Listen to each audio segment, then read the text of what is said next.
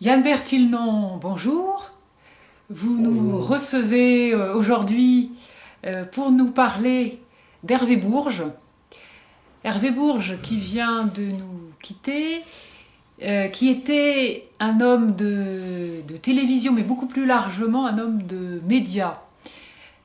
Aujourd'hui, Yann Bertilnon, président de l'association Kervreis, vous souhaitez nous parler d'Hervé Bourges justement en tant comme de médiation, transmetteur, puisque vous-même vous l'avez rencontré et que vous avez eu l'occasion d'échanger des idées que vous véhiculez à travers votre association. Oui, j'étais très désagréablement surpris d'apprendre le décès de Hervé Bourris. On l'appelait Hervé Bourris à Kervreis, puisqu'on avait traduit son nom Bourges en breton, qui veut dire bourgeois, Bourris. Euh, il était passé nous voir à Kervreis, je crois que c'était en 2016 ou 2017, plutôt lorsqu'il a publié son dictionnaire amoureux de l'Afrique. Euh, il était intéressé par mes expéditions, mes missions humanitaires en Afrique noire, surtout au Sénégal, qu'il connaissait très très bien. Il avait été très souvent au Sénégal.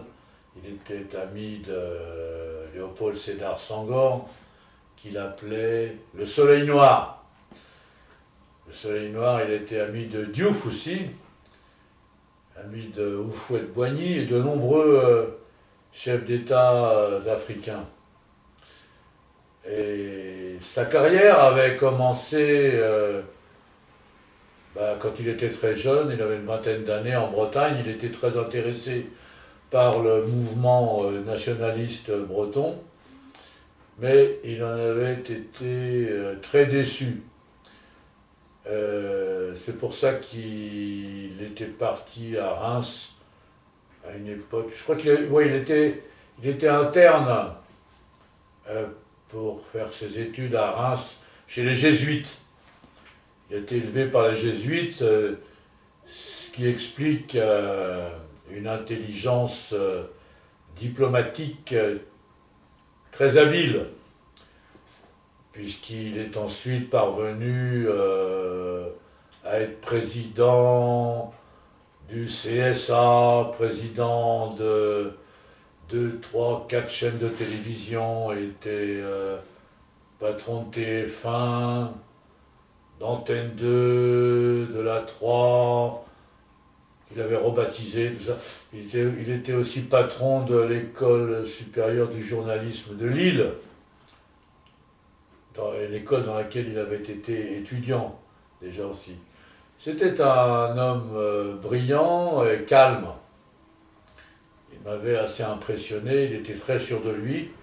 C'est pour ça qu'il avait accepté mes opinions fédéralistes, puisque le fédéralisme passe par la force intérieure euh, de l'être intérieur de soi-même afin de pouvoir accepter les différences et les oppositions extérieures.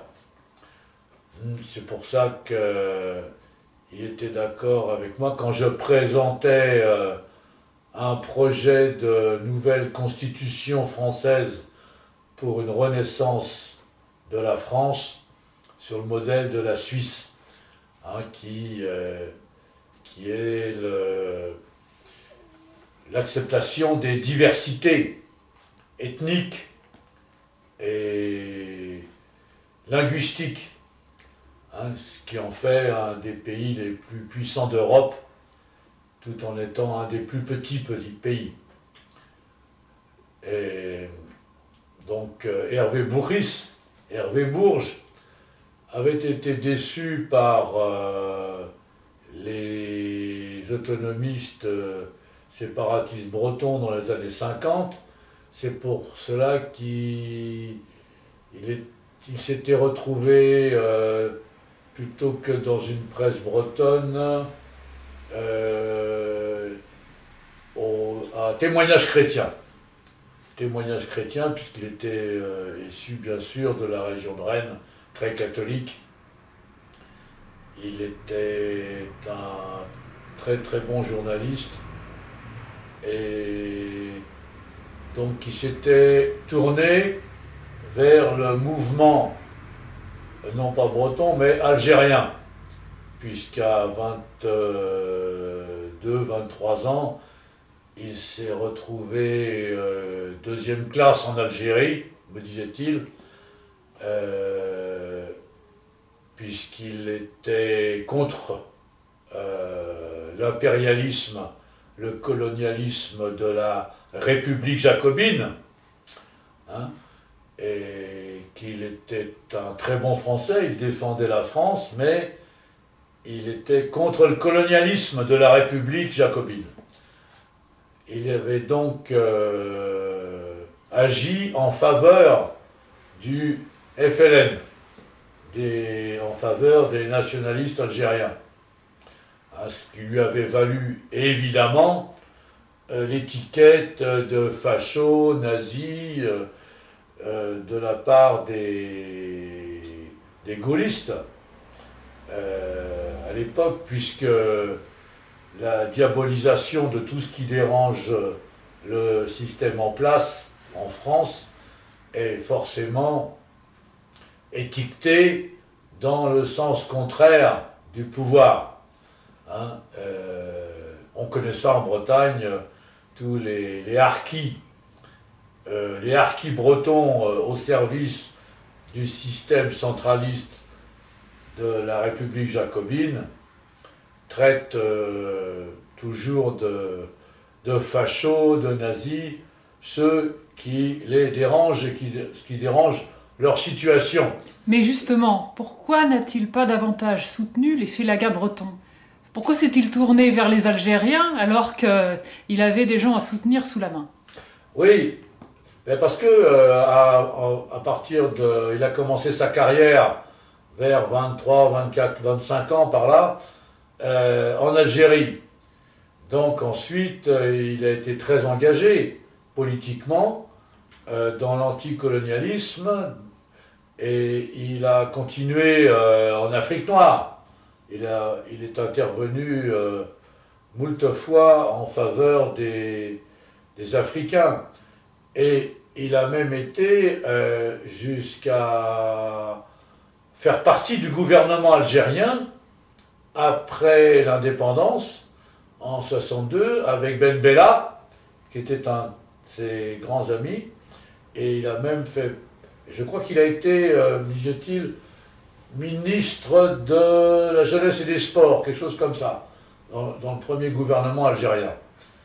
Hein, et il a eu la nationalité algérienne et sa carrière s'est tournée vers l'Afrique. Il lui était difficile ensuite d'abandonner ses amis algériens et africains pour s'occuper des Bretons. Mais il restait évidemment sentimentalement très proche des Bretons en tant qu'autonomiste. Il avait l'esprit autonomiste et il avait accepté mon idée d'une république fédérale française, hein, pour associer la richesse de la diversité des cultures françaises et faire de la France un modèle pour l'Europe, parce qu'il défendait beaucoup la francophonie.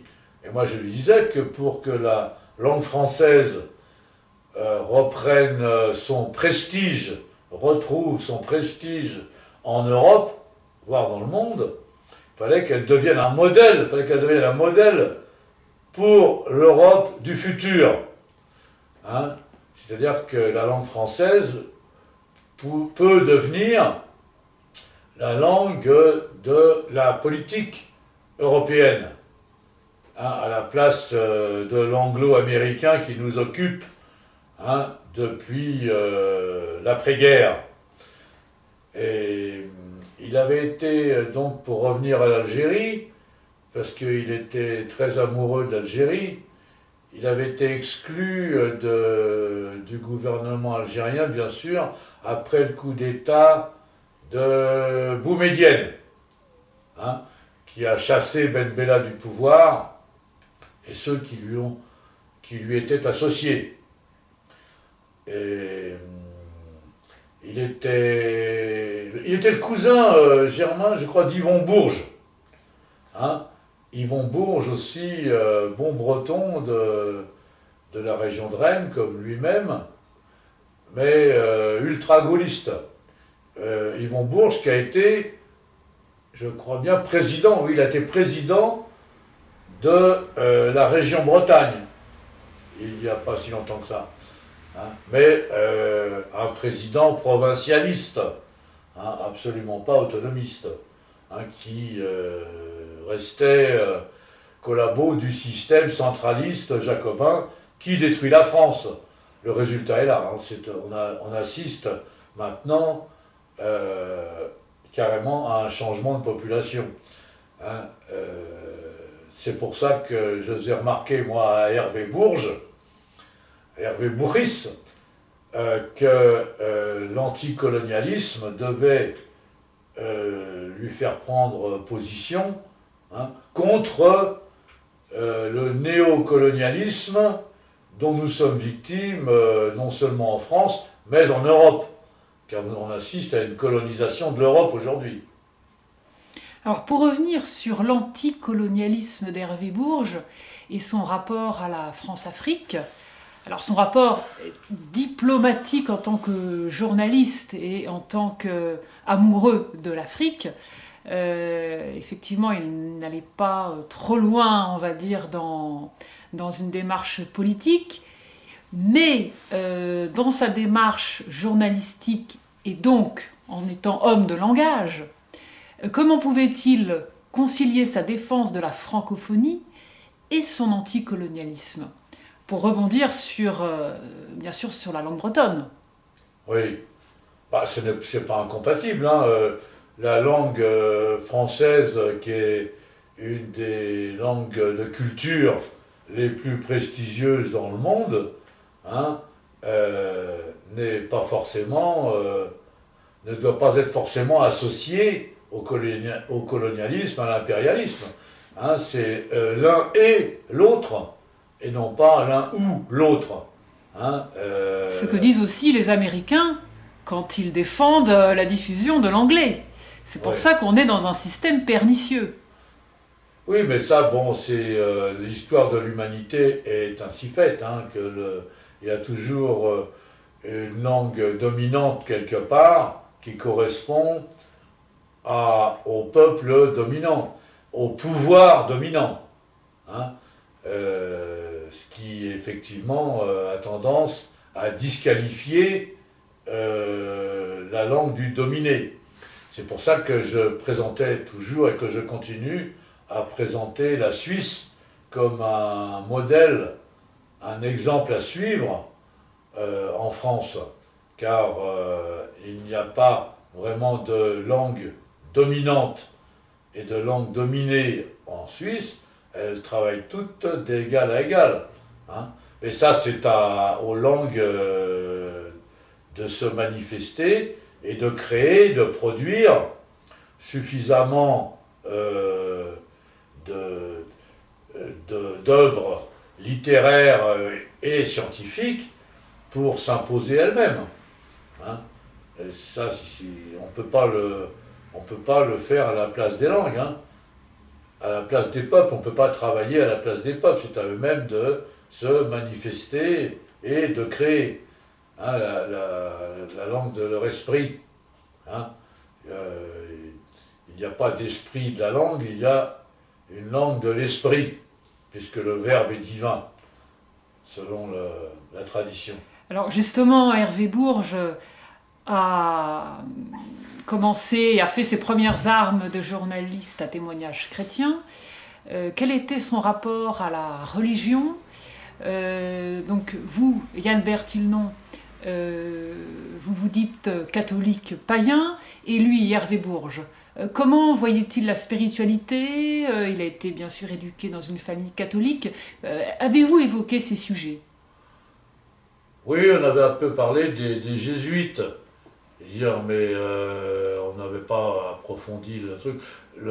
Enfin, il se disait chrétien comme beaucoup de catholiques qui finalement ne le sont pas vraiment, hein, car l'Église catholique romaine a intégré la nouvelle religion chrétienne en Europe, hein, importée du Moyen-Orient, comme on le sait, mais est surtout restée européenne, c'est-à-dire païenne, avec le culte des saints qui a remplacé le culte des dieux. Hein, l'écrasante majorité des Européens, apparemment, voit dans Jésus-Christ simplement ce qu'était Jupiter. Hein, tout ça, ça s'est amalgamé et adapté. Hmm. Moi, j'ai l'habitude de dire que très souvent, les chrétiens purs et durs dans l'Église catholique romaine sont les gauchistes et les païens, les droitistes. Maintenant, les vrais gauchistes chrétiens, ce sont surtout les protestants, hein, depuis Luther. Enfin, c'était pas vraiment le sujet de discussion qu'on a eu avec Hervé Bourges. Hein, on a surtout parlé de mon appartenance au FLB dans les années 70, hein, ce qui l'intéressait beaucoup, puisque lui avait quand même appartenu au FLN, hein, tout en n'ayant pas été, comme on dit souvent, un porteur de valise du réseau Janson. Il n'avait pas trahi, hein, il était resté fidèle à la France, à l'armée française, mais tout en restant un deuxième classe très modéré pendant ces 27 ou 30 mois de service militaire. Hein, parce qu'à l'époque, le service militaire, il avait été prolongé. Ouais. J'imagine que vous avez évoqué le difficile métier de journaliste et vous avez l'habitude d'avoir la dent dure vis-à-vis de cette profession. Est-ce que vous avez évoqué les critiques que vous avez pu faire par le passé vis-à-vis de ses confrères, vis-à-vis des compromissions des journalistes avec le pouvoir, vis-à-vis du discours officiel, du politiquement correct? Oui, bah lui avait été nommé dans ses fonctions comme président, on l'appelait le président d'ailleurs, de TF1, Antenne 2, FR3, du CSA, etc., par François Mitterrand. Bah, Hervé Bourges était surtout un homme de gauche, hein, était un socialiste comme François Mitterrand. Hein, et donc les journalistes sont généralement au service du pouvoir s'ils ne veulent pas devenir des chômeurs. Hein, bon, le système politique, surtout de nos jours, effectivement, fonctionne à partir du système médiatique.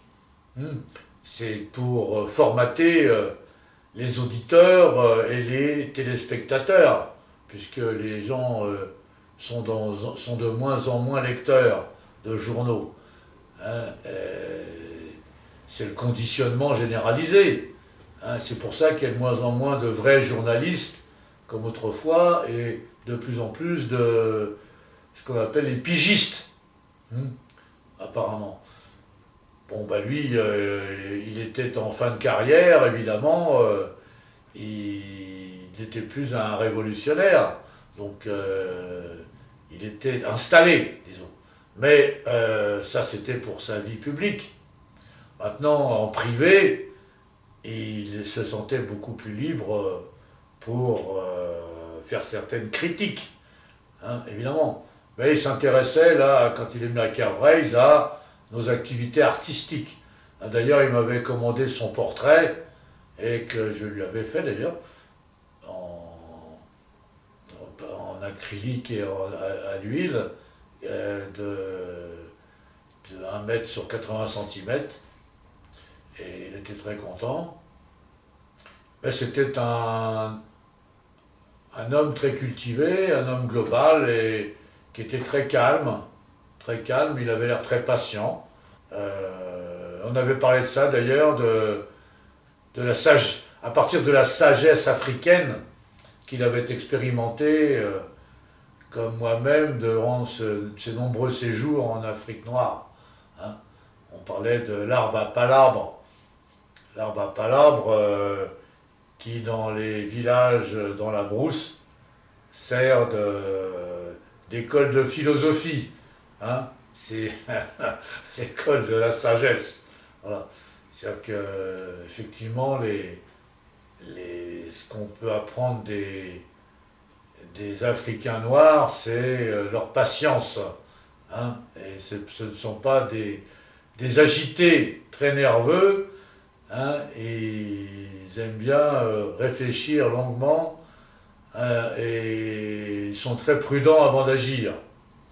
Hein, et je crois que c'est ce qui aussi caractérisait Hervé Bourris, le breton qui avait un aspect de vieux druide, un peu.